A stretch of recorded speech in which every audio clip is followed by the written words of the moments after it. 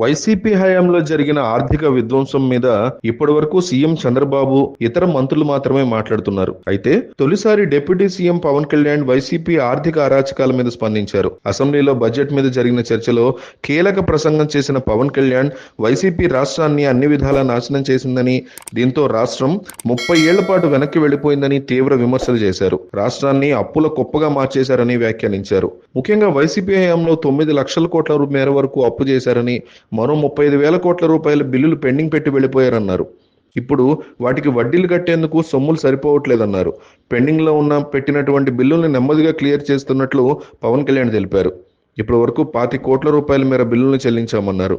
కేంద్రం నుంచి వచ్చేటువంటి పథకాలను కూడా వైసీపీ ప్రభుత్వం పక్క రాష్ట్రానికి పట్టించి తీరని అన్యాయం చేసిందన్నారు.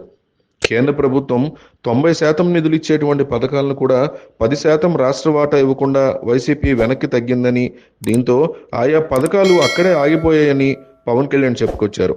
ప్రస్తుతం సీఎం చంద్రబాబు కేంద్రాన్ని ఒప్పించి దాదాపు 75 పథకాలు అమలు చేస్తున్నామన్నారు. వాటికి సంబంధించిన మ్యాచింగ్ గ్రాంట్లు కూడా ఎప్పటికప్పుడు విడుదల చేస్తున్నట్టు పవన్ వివరించారు. దీనివల్లే రాష్ట్రంలో అభివృద్ధి పనులు వేగంగా సాగుతున్నాయన్నారు. రాష్ట్ర బడ్జెట్ సందర్భంగా పవన్ కళ్యాణ్ ఈ ప్రశంసలు కురిపించారు. ప్రస్తుతం ఆర్థిక పరిస్థితి ఇబ్బందుల్లో ఉన్నప్పటికీ 3.32 లక్షల కోట్ల బడ్జెట్ని అన్ని రంగాలకి, అన్ని వర్గాలకి సమాన ప్రాధాన్యత కల్పిస్తూ రూపొందించారని ఆర్థిక మంత్రి పయ్యావుల కేశవ్ని మెచ్చుకున్నారు. ఎంతో అనుభవం ఉంటే తప్ప ఇలా చేయలేరని కొనియాడారు. ప్రస్తుతం రాష్ట్ర ప్రభుత్వం న్యాయశాఖకు కూడా ప్రాధాన్యత ఇస్తున్నట్టు పవన్ కళ్యాణ్ వివరించారు. అమరావతిలో హైకోర్టు నిర్మాణంతో పాటు జిల్లాల వారీగా కూడా కోర్టులు నిర్మిస్తున్నట్టు ఆయన తెలిపారు.